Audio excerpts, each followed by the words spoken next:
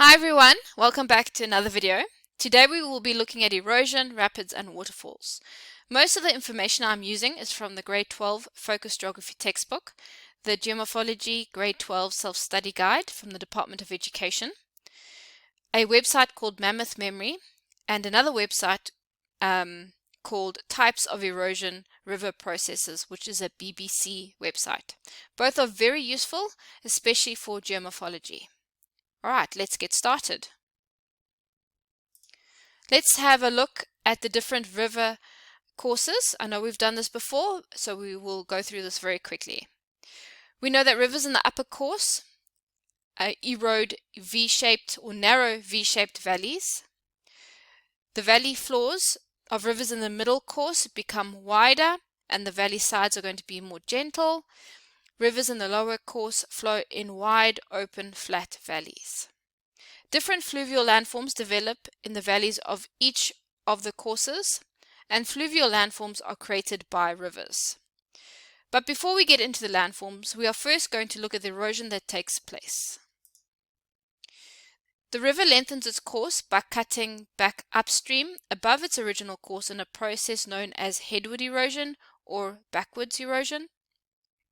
Lateral erosion that takes place on the sides, or sideways erosion, and vertical erosion takes place downwards. A river erodes vertically, creating a narrow, steep-sided V-shaped valley, like you can see here. The chief erosion processes are hydraulic action and abrasion, with attrition and solution. We will look at these shortly. Most of the erosion in the upper course of a river occurs when the river is in flood, as you can see in these pictures. The increased volume of water in the channel means that the river has more energy and flows quickly. You can also see by the color of the water that is carrying a large load of sand, silt, sediment. Okay, let's look at the erosion processes. So hydraulic action. It is a force of water or water flow pushing air into the cracks in the river bank. So here's the air here in the cracks. Air within the cracks is compressed under great pressure, breaking up parts of the river bank, including rocks.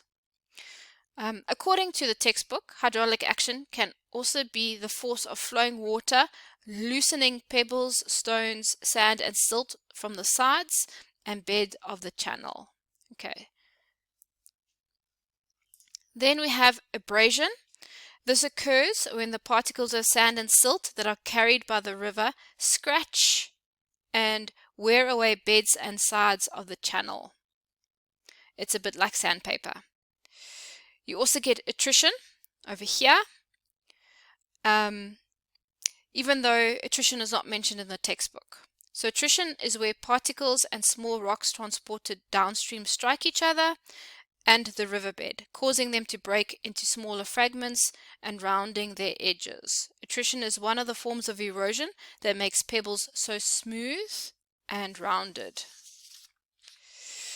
Then you get solution over here, where the particles of rock such as limestone and chalk are dissolved into rivers to form a solution.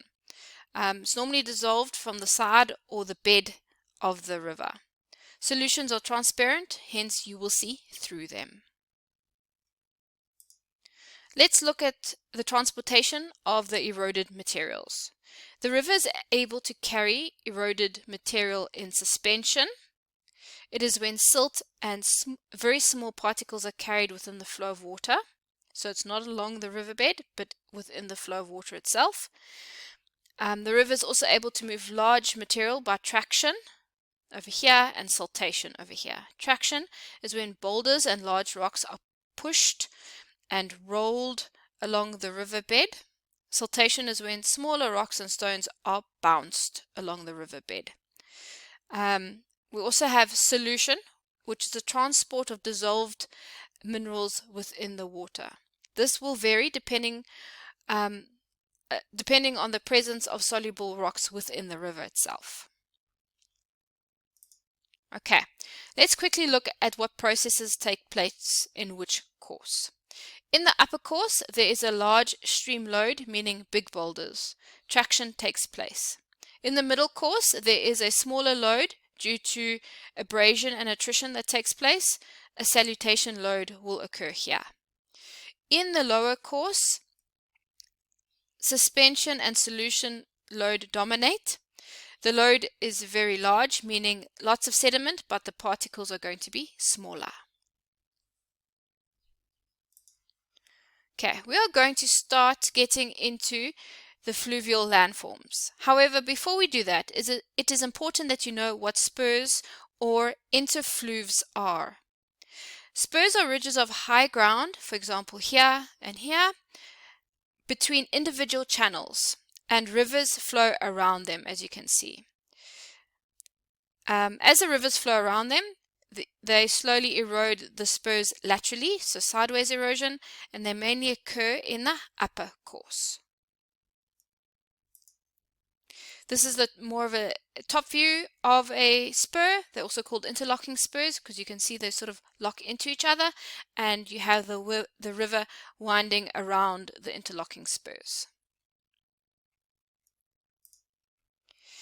We are now going to move on to rapids over here and waterfalls. These are landforms that form in areas of high relief and a steep gradient. Near the source, over here in the upper part of the valley, the river flows high above sea level. As the gradient is steep, the river has great potential to erode. In the stage of the course, the interfluve areas or spurs, more or less over here and here, are wide and lie at a high altitude. Okay. Alright, let's get onto rapids. These are areas of shallow, fast-flowing water in a stream. They form when a river flows over a resistant layer of rock. For example, here is hard rock that is inclined, as you can see, downstream to an area of softer rock. Here's softer rock here. The bed of the river is uneven. You can see that it doesn't look flat, and the rocks are exposed, as you can see, as well as in the images. The slight changes in gradient down which the river descends and the water flowing over and round the rocks cause water flow to be turbulent. Look, you can see here, and it forms white water. So all this white here is called white water.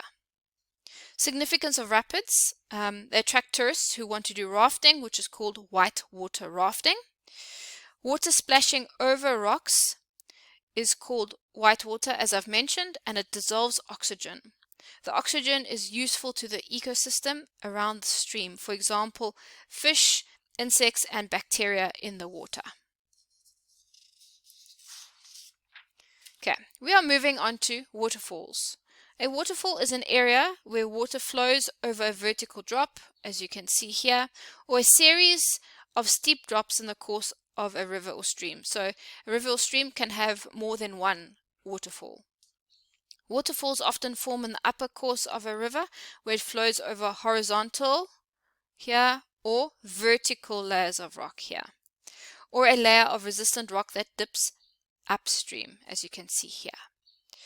The softer rock beneath or downstream of the resistant layer, so this is the soft rock here or here, is eroded more quickly by the flow of water and undercuts the resistant rock. So what's happening here is the undercutting of the resistant rock here. The resistant layer of rock is termed the lip or fall maker and is left as an overhang, and because it is not supported, it will eventually collapse, as is happening here. The fallen rock crashes into the plunge pool, as happening here, and hydraulic action by the falling water and abrasion by the eroded material causes even more erosion. So your plunge pool will become deeper, and you will still have more undercutting taking place here. Alright, as mentioned, over time the lip is undercut. So this is where your waterfall would have been, and then this lip has been undercut by the falling water. Its position moves upstream, so your waterfall is going to go back upstream, leaving a deep ravine or gorge, as you can see here, downstream of the waterfall. So this is the waterfall downstream. We see that the waterfall retreats upstream through headward erosion. So it goes back towards the source. All right, significance of waterfalls. The strong currents near waterfalls are often used to generate hydroelectricity, as you can see here.